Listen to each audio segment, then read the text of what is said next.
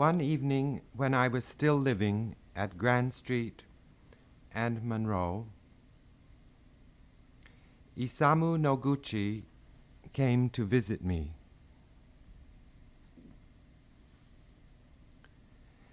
There was nothing in the room, no furniture, no paintings. The floor was covered, wall to wall, with cocoa matting.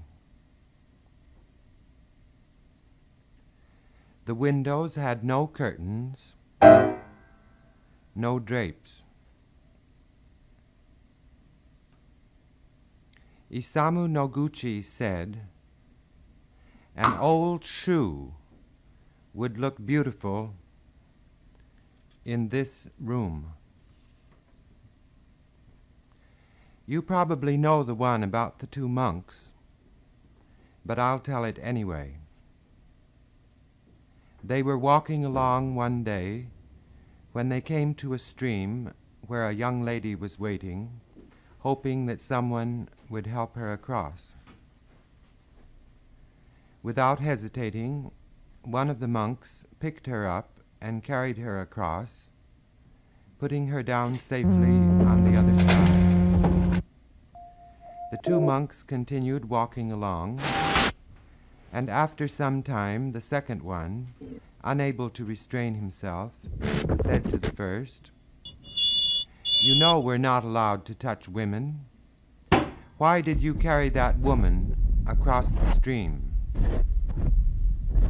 The first monk replied, "Put her down. I did 2 hours ago."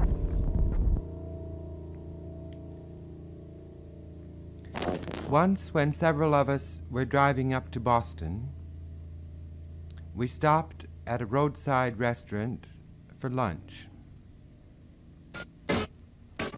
There was a table near a parlor window where we could all look out and see a pond. People were swimming and diving. There were special arrangements for sliding into the water. Inside the restaurant was a jukebox. Somebody put a dime in. I noticed that the music that came out accompanied the swimmers, though they didn't hear it. One day when the windows were open, Christian Wolff played one of his pieces at the piano. Sounds of traffic, boat horns, were heard not only during the silences in the music, but, being louder, were more easily heard than the piano sounds themselves. Afterward, someone asked Christian Wolff to play the piece again with the windows closed. Christian Wolff said he'd be glad to, but that it wasn't really necessary, since the sounds of the environment were in no sense an interruption of those of the music.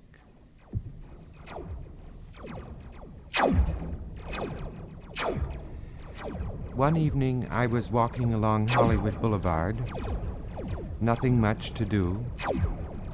I stopped and looked in the window of a stationery shop. A mechanized pen was suspended in space in such a way that as a mechanized roll of paper passed by it, the pen went through the motions of the same penmanship exercises I had learned as a child in the 3rd grade. Centrally placed in the window was an advertisement explaining the mechanical reasons for the perfection of the operation of the suspended mechanical pen. I was fascinated, for everything was going wrong. The pen was tearing the paper to shreds and spattering ink all over the window and on the advertisement, which nevertheless remained legible.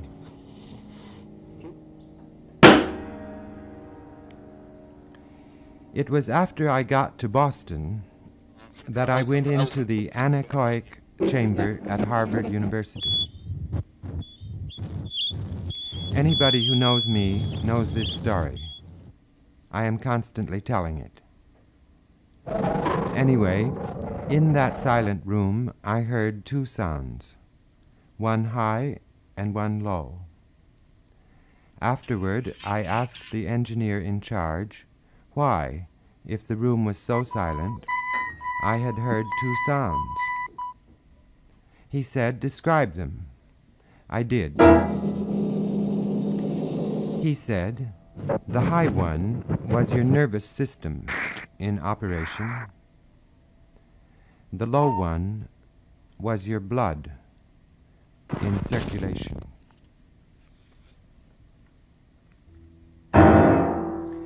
Years ago in Chicago, I was asked to accompany two dancers who were providing entertainment at a businesswomen's dance party given in a hall of the YWCA. After the entertainment, the jukebox was turned on so everybody could dance. There was no orchestra. They were saving money. However, the goings-on became very expensive. One of the arms in the jukebox moved a selected record onto the turntable. The playing arm moved to an extraordinarily elevated position. After a slight pause, it came down rapidly and heavily on the record, smashing it. Another arm came into the situation and removed the debris. The first arm moved another selected record onto the turntable. The playing arm moved up again, paused, came down quickly, smashing the record. The debris was removed by the third arm, and so on. And meanwhile, all the flashing colored lights associated with jukeboxes worked perfectly, making the whole scene glamorous. After he finished translating into German the first lecture I gave at Darmstadt last September, Christian Wolff said,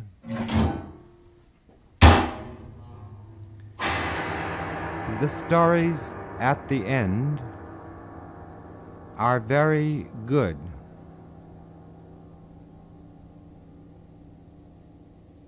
But they'll probably say you're naive.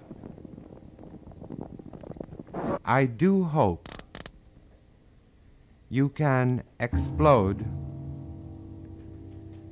that idea."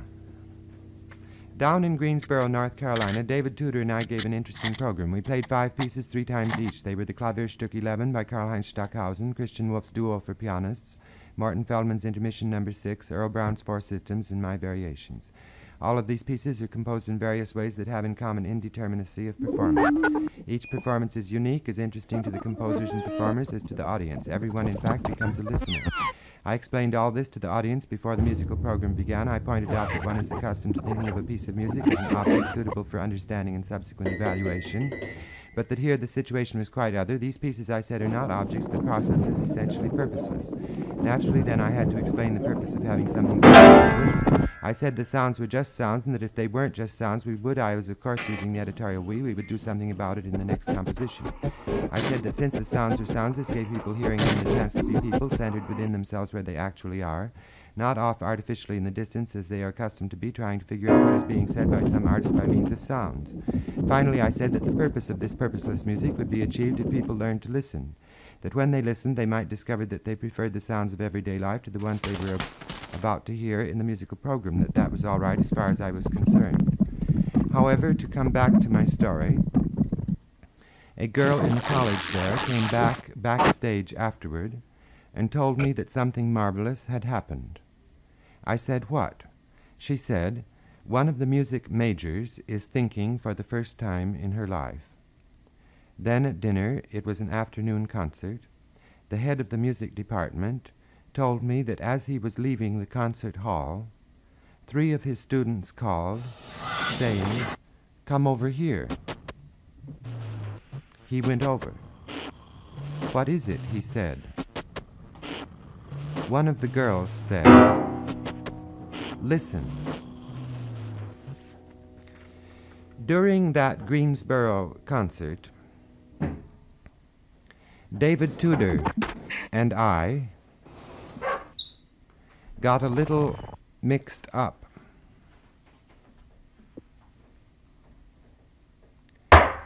He began to play one piece,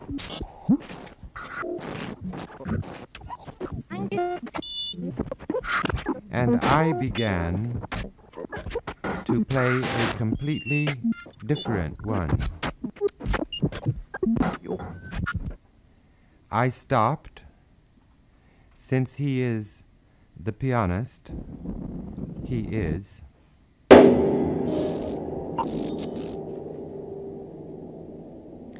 and I just sat there listening.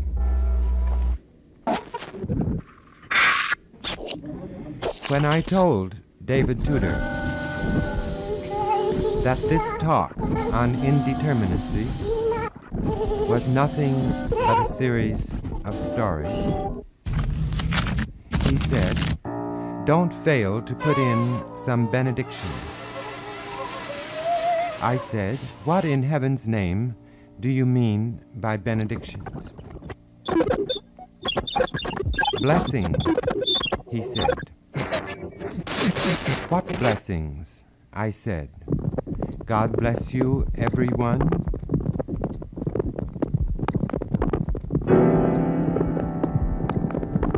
"Yes," he said, "like they say in the sutras, this is not idle talk, but the highest of truths."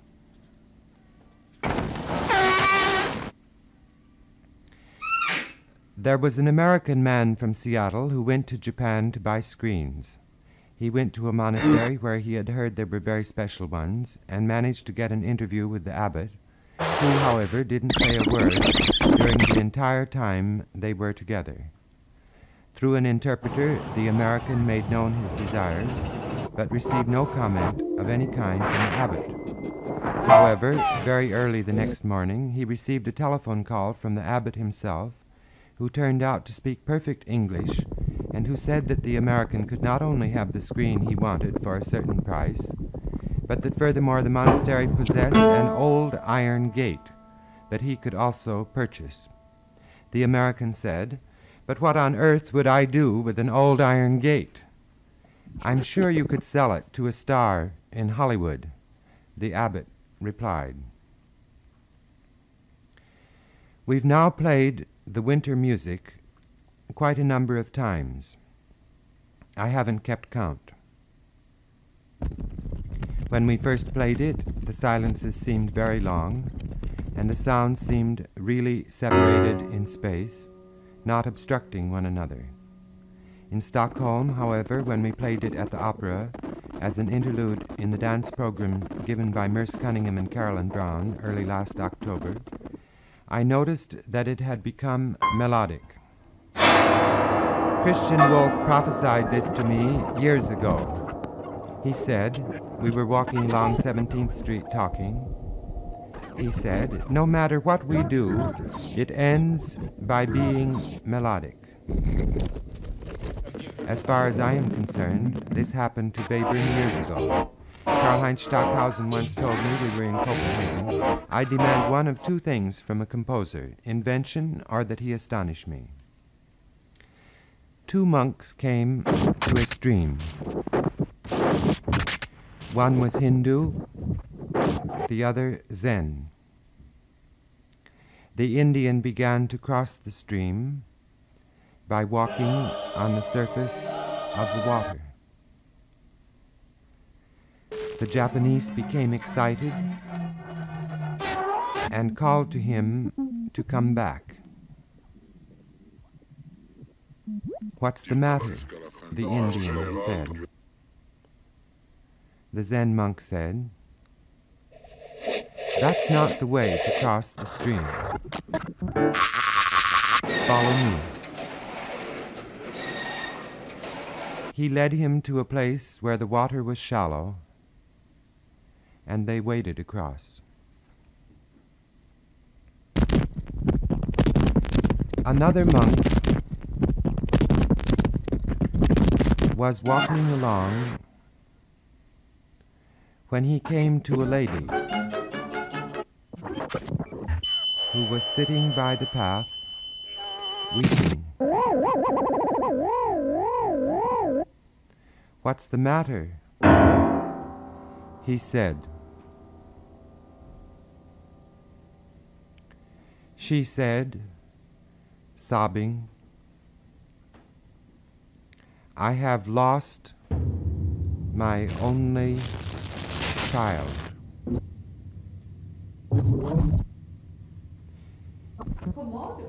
He hit her over the head and said, "There, that'll give you something to cry about." In New York, when I was setting out to write the orchestral parts of my concert for piano and orchestra, which was performed September 19th, 1958 in Cologne, I visited each player, found out what he could do with his instruments, discovered with him other possibilities, and then subjected all these findings to chance operations, ending up with a part that was quite indeterminate of its performance. After a general rehearsal during which the musicians heard the result of their several actions, some of them, not all, introduced in the actual performance sounds of a nature not found in my notations, characterized for the most part by their intentions, which had become foolish and unprofessional. In Cologne, hoping to avoid this unfortunate state of affairs, I worked with each musician individually, and the general rehearsal was silent. I should let you know that the conductor has no score but has only his own part, so that though he affects the other performers, he does not control them. Well, anyway, the result was, in some cases, just as unprofessional in Cologne as in New York.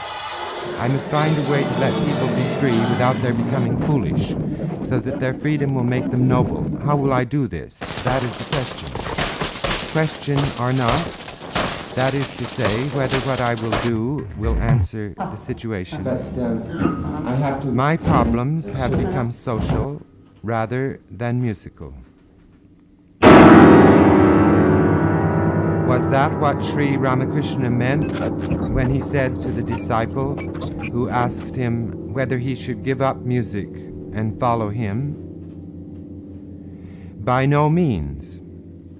Remain a musician. Music is a means of rapid transportation to life everlasting. And in a lecture I gave at Illinois, I added, to life, period. People are always saying that the East is the East, and the West is the West, and you have to keep from mixing them up. When I first began to study Oriental philosophy, I also worried about whether it was mine to study. I don't worry any more about that. At Darmstadt, I was talking about the reason back of pulverization and fragmentation. For instance, using syllables instead of words in a vocal text, letters instead of syllables. I said, we take things apart in order that they may become the Buddha.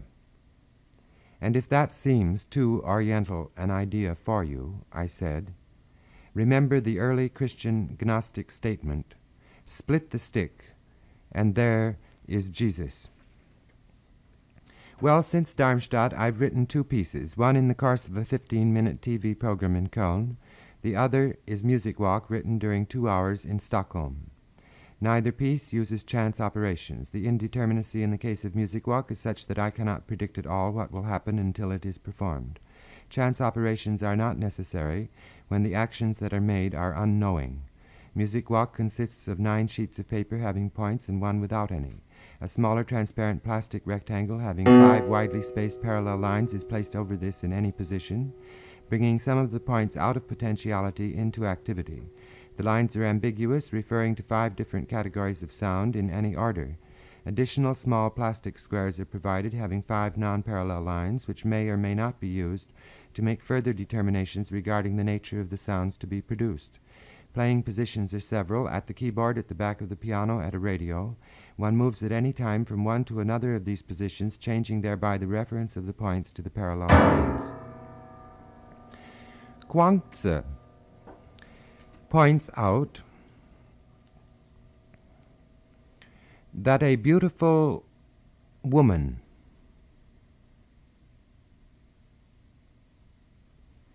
who gives pleasure to men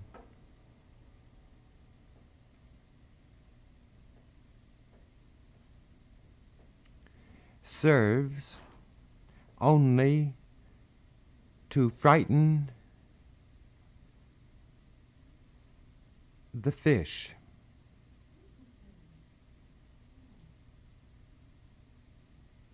When she jumps in the water.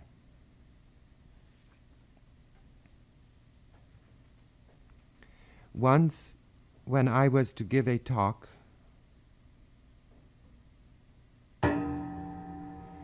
at Columbia Teachers College,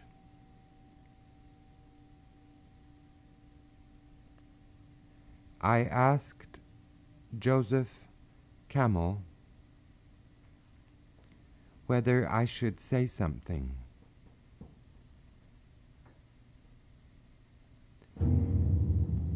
I forget now what it was I was thinking of saying.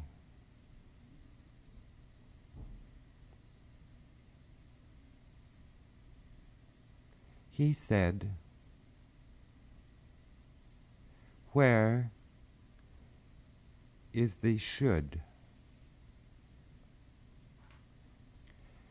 When I got the letter from Jack Aarons asking me to again lecture here at the Teachers College, I wrote back and said I'd be glad to, that all he had to do was let me know the date.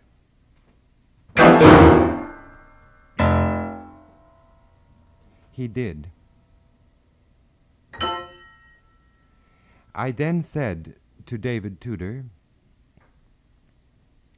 "The lecture is so soon that I don't think I'll be able to get all 90 stories written. In which case, now and then, I'll just keep my trap shut." He said, "That'll be a relief."